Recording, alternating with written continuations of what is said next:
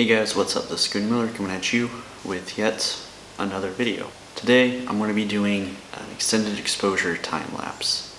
This is a time lapse in which you keep the shutter open for an extended exposure. Usually these are used at night so you can see like the stars.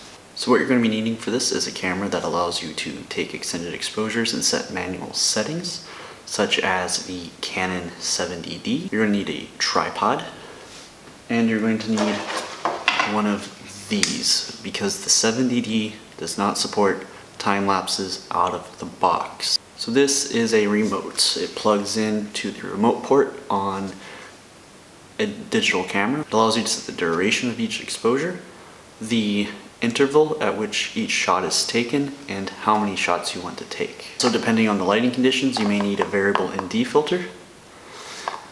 This is a 67mm for the 10 to 18mm lens that I'm using now. Something like this, which is the kit lens that comes with the 70D, uses a 58mm. Those can be had for about $2 to $8 depending on which manufacturer you get them for. This one, which is a variable from Polaroid, it's going to cost, I think it was about $16. So a handy app to have for the iPhone is Expositor.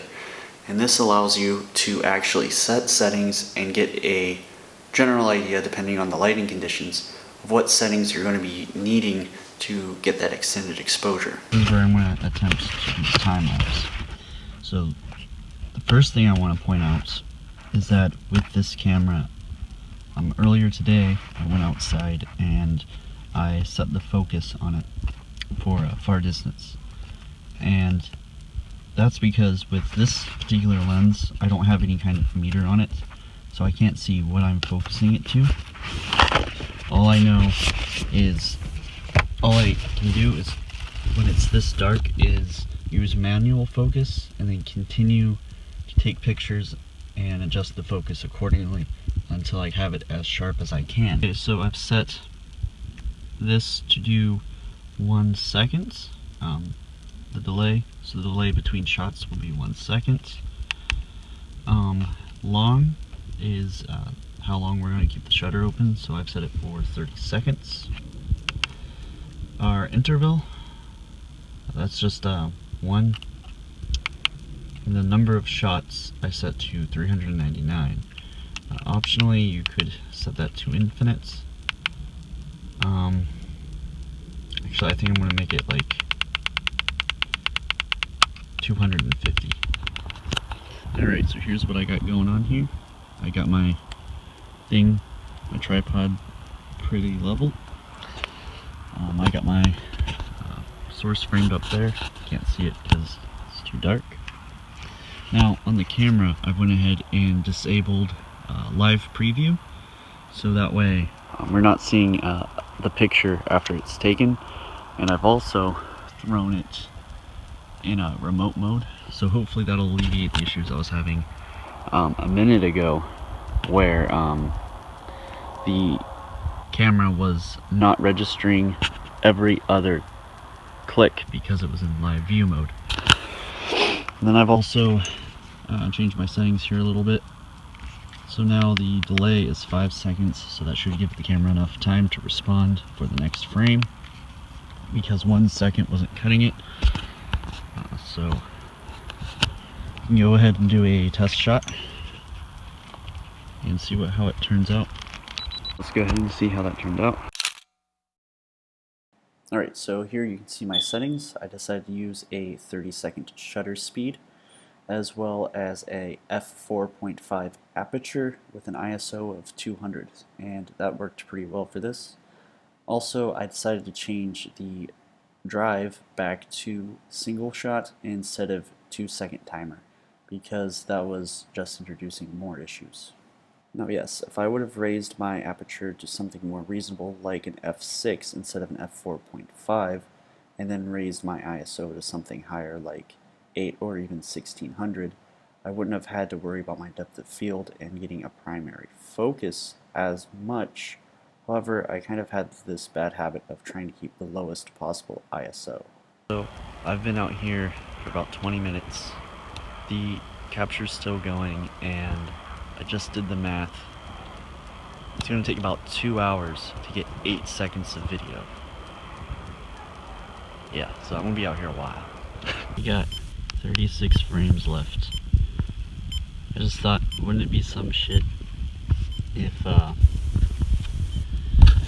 turns out that that my focus is wrong or that my settings are off. It's been like almost 2 hours. Okay, so once we have all our shots, we can import them into Lightroom and start modifying them. And since we have so many of them, we're going to want to make sure that we synchronize them, so we only have to change the settings once. So in order to do this, all you have to do is select all of them with Control or Command A, and then select the sync setting, which is down at the bottom.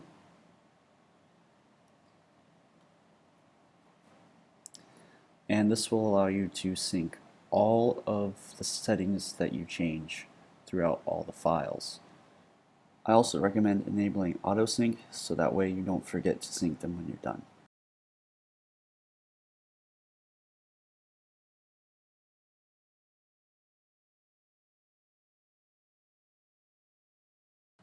Now that we're done editing our pictures, we can now click on Slideshow, and now we can select that we want it to be a 1-second slideshow with 0 transition,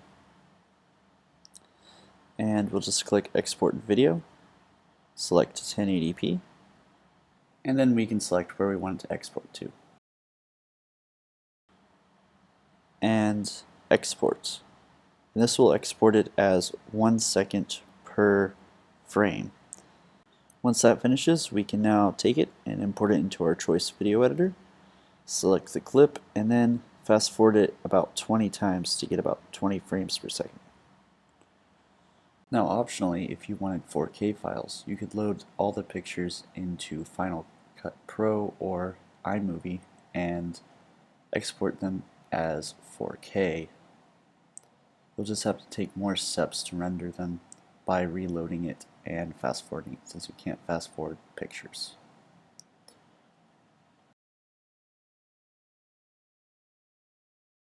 Now that we're all done with that, we should now have a nice clip, kind of like this.